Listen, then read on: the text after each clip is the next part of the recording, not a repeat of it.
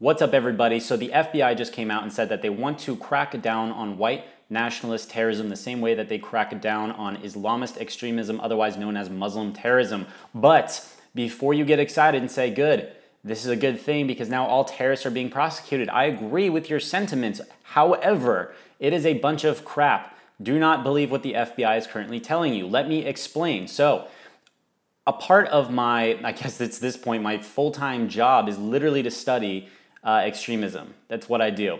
And in anticipation of the FBI coming out and saying something, I actually studied 350 different cases of Islamist extremism and how the FBI decided to crack down on that and try to infer what they might be doing towards white nationalist terrorism. And so before I say any more about that, I just wanted to give you guys my background, and here's what The Intercept has to say because they really summarize what the FBI intends to do. So Intercept says, the FBI Agents Association urged Congress to, quote, to make domestic terrorism a federal crime. Rod Rosenstein, the former U.S. Deputy Attorney General, suggested to the New York Times that domestic terrorism investigations in the United States should be modeled on the way the FBI has pursued would-be attackers who sympathize with Al-Qaeda, the Islamic State, and other foreign terrorist groups, using informants, surveillance, and stings to cultivate a snitch culture. Quote, in the same way that honorable members of mosques report people who express violent designs,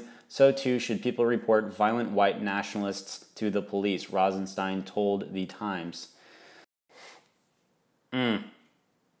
Yeah, so what the FBI essentially is arguing is, hey, we need a law, a federal law that says domestic terrorism, which would allow us to increase our surveillances and our informants projects in order to crack down on white terrorist nationalism. Well, okay, hold on a second. First things first, there's actually 57 laws regarding terrorism, 51 of which apply towards domestic terrorism. So the fact that they're saying that is very mischievous, I guess you could say, because does it say domestic terrorism on those laws? No, but are we still prosecuting people for domestic terrorism utilizing these types of laws?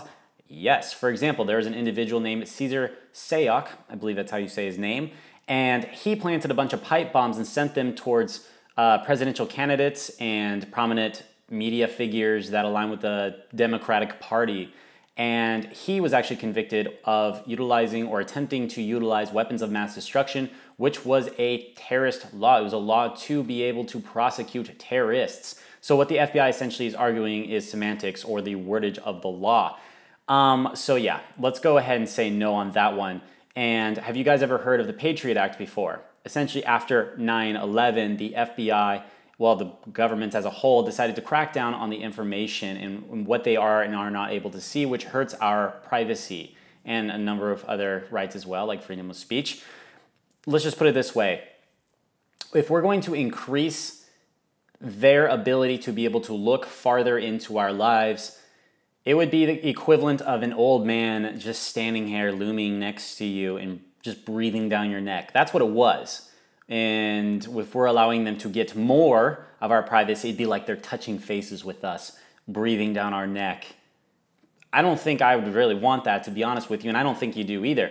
And on top of the 51 laws that already apply towards domestic terrorism, there's a number of other laws that apply as well. For example, there are 5 federal hate crime laws that come with significant penalties, including the death penalty. In addition to that, you have organized crime laws like RICO, the Racketeer Influenced and Corrupt Organizations Act, that when groups work in an organized fashion, the federal government can go after them. In addition to that, you also have the violent crime laws and conspiracy laws that give the federal government broad leeway to go against any kinds of violent acts, essentially, to put it in kind of exact terms. Okay, so we get the point. They're trying to find more of a reason in order to capture more of our privacy, which is not good for us, and that's something that we shouldn't support. Okay, cool. So how successful was their strategy in order to stop Islamist extremists within the United States? Well, after 9/11, the FBI decided to restructure its entire system to where they're focused on countering terrorism as opposed to solving crime. So it's the difference of if you were to see a dead person or two or half of a dead person on the street, instead of sitting there after the fact, looking at it and trying to figure out who killed them, Now the FBI is focused on making sure those attacks don't happen to begin with. And with that comes the informants. The informants are individuals who a lot of times were even left, like brought out of jail, and they were told that if they are able to work with the FBI and deliver people who were susceptible towards terrorism, then they would get paid as a result. So it's like the more heads you collect, the more profitable they end up being. But the problem with that is the fact that they would target individuals who are not the most intelligent people in the world, and they're very susceptible to violence, but they wouldn't normally be able to do any act of terror alone. I'll let you guys make of it what you will. I'm just letting you know this is what happens. And so sometimes, for example, there's one situation where there's this guy who was schizophrenic, and this informant decided to try and convince him that he was the only friend that this guy has, and that this schizophrenic individual should work with him to overthrow the government in the name of Islam. And then the FBI informant told this schizophrenic individual that he has the proper car, he has all the bombs, he has everything. All he needs to do is be able to drive under a mall and detonate it. And the schizophrenic guy, and I don't mean to say schizophrenic multiple times, but I don't want to give off this guy's name because I kind of feel bad about the story. He said he didn't want to kill people. And so what ended up happening is they ended up going in the middle of the night, I think it was around 4 o'clock, under this mall. The FBI informant set everything up and said, all you have to do is just press this trigger. That's it, the end. And this guy reluctantly was like, okay, sure. And so he pressed the button, then the FBI jumps in and says, FBI, and that's it, the end. There's got to be a little bit more of an intelligent way to go about it as opposed to relying on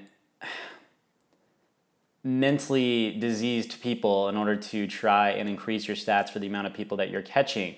And it also kind of gets a little bit worse. So the FBI is the leader of creating terrorist plots against the United States at this moment. Actually, as of 2017, I lied. 9/11 in 2017.